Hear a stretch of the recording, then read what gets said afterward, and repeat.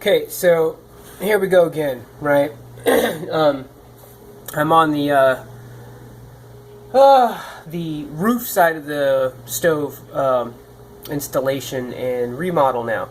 So I didn't film any of the stuff on the roof or me replacing the box on the inside because, perfectly honest, we've had really bad weather on and off, and it's been raining. So once I had the opportunity to get to it and my parts got here, I got to it because I had a hole in my ceiling and a hole in my roof, and we had a bag over it, so it was keeping the water from coming in for the most part. We did get a little water, but it stayed in the bag, the seal basically that I put up there. So having said that, I just got right to it. I've told everybody before that this is just a vlog of mine that I like to do. So if it comes to sacrificing video in order to get the work done, I'm gonna get the work done and sacrifice the video. But I can at least show you what I did, and then you can kind of get pick up from here, because now at the box, the stovepipe support is in the ceiling now, and everything on the roof side up is done. I got all my new draft tube connected on the outside. I've got my protective vent tube connected on the outside. I've got the bird cage back on top. I've got the roof jack is all been sealed off, and the rain skirt has been sealed back to it again. So everything on the roof is done. The inside I've already pre-connected and then took it apart. That way I made sure everything was all lined up like it was supposed to be. So now really I'm on to the sheetrock work, which is basically what you're going to see now. So if you see, the original box support was not actually a box, it was more of a tube. So here's our new box. It's a nice black one, square, goes all the way up there to the roof and whatnot. So all of this space here has to be taken care of. So what I'm going to do actually is, all this sheetrock needs to get fixed here, all the ceiling, I'm just going to touch these up. And then of course all of this stuff has to get fixed and repaired. So I'm pretty much going to do it all at the same time. And then I got this joint I've got to do here, the original joint in the wall.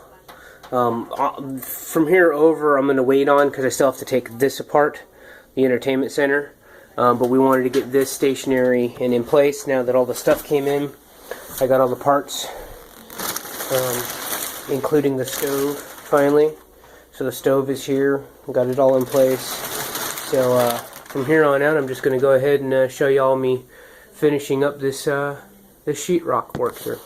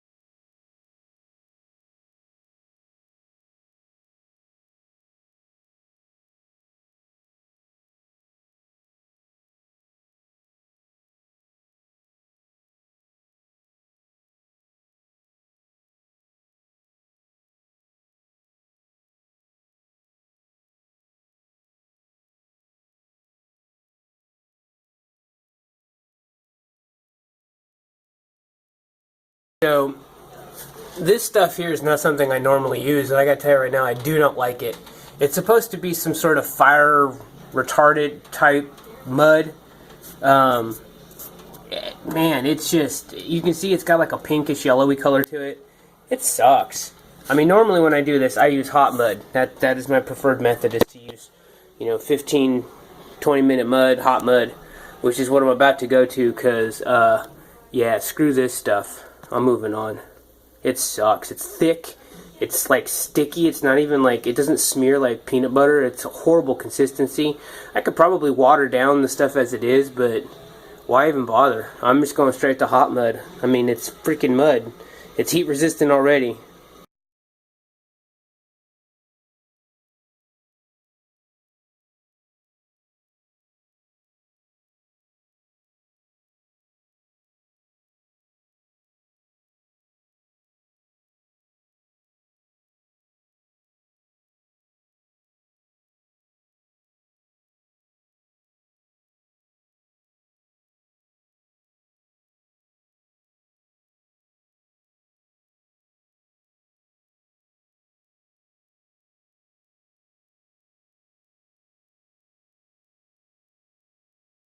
Okay, here we go. Here's our first coat of leveling mud. So all this is just to fill in the really low spots. I will float this either tomorrow, probably not tomorrow, because we have to prepare for a fair this weekend. But I will float this sometime next week, which will actually make it look more level. Right now, this was just to fill in the low spots. And then, of course, all the little holes up there. That's going to get the wood trim around it first before the metal that came with the box goes up there.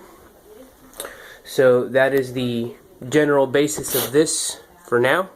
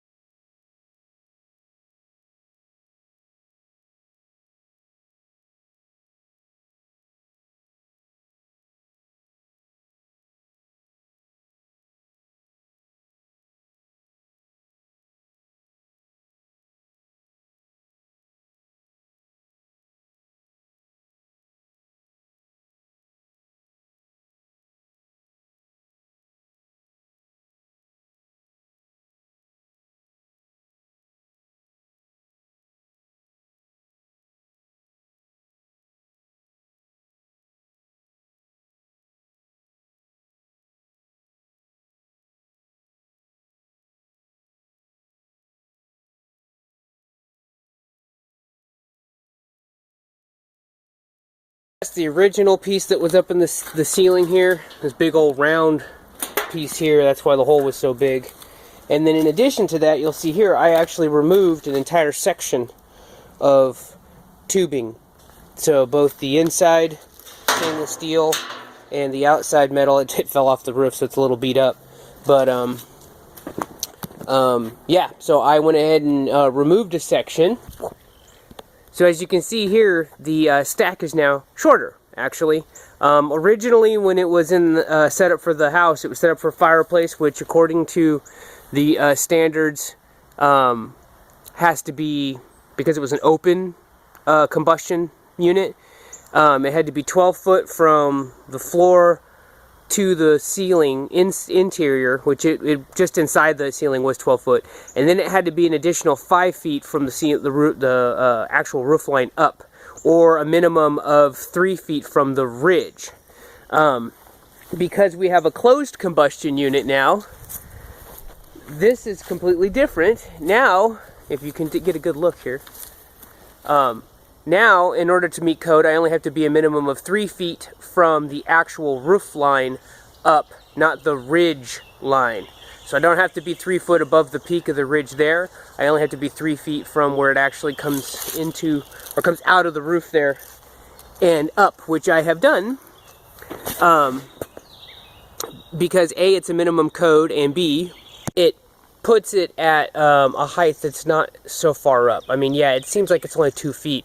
It was 5 foot in the air, now it's only 3 foot in the air. But now that it's not connected directly to the stove on the inside, see, originally that entire pipe, the internal actual chimney pipe and then the exterior protective flume, if you would, went from the roof all the way down and actually made contact with the stove inside the house. And so it was one integral piece all the way through, load and connection and all. So when the wind blew out here, we went through the hurricanes and everything else we went through, the hole through the roof line was really just kind of a pivot point, so it just kind of rattled against it. But now, because we have a different type of pipe inside, we still have a double walled pipe on the inside, but it's what's considered to be a low flow double wall pipe. It helps keep it from getting too terribly hot, so it's not like hot to the touch, but it still helps to radiate heat throughout the house. But now where it goes from the box inside the ceiling there, the actual, what they call that, the roof mount box, or the support box, where it ties in there and then heads up out, I had to use the original protective draft pipe, and then of course the original chimney pipe from the inside goes up as well. So with that being said, that means that that pipe is only actually supported through the roof inside the house by about, I think it was 20 inches. So by being less than 2 feet, I figured, well, if I can only have to go 3 foot up, that's at least a 2-to-1 ratio. So it's only a 2/3 sticking up out of the actual roof line. And then in addition to that, I did put a couple of sheet metal screws on the inside of the sleeve itself, the actual vent pipe, the flume, whereas the stainless steel chimney pipe sets down in there and actually presses into the collar on the inside of the box, and then continues up where the bird box, or the squirrel box, whatever you want to call it, the spark arrestor on top, rests down into there and actually settles into place. So it's still affixed. I just wanted to reduce the risk of the wind blowing it off the roof or ripping it loose when we have to deal with thunderstorms and hurricanes around here.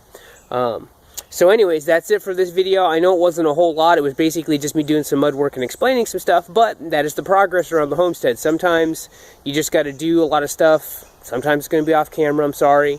I got to get things done. I got a fair that we're preparing for this weekend, literally Saturday. We have the local fall festival that we're doing with our craft goods as well. So I had to get all of this done today while I could, because tomorrow we got to get everything prepared for that and loaded up, and then Saturday it's done. Anyways, like I said, that's it for this video. For this particular series, stay tuned. I'm almost wrapping up. I'm almost done. So yeah, hopefully you learned something from this, and thank you for watching.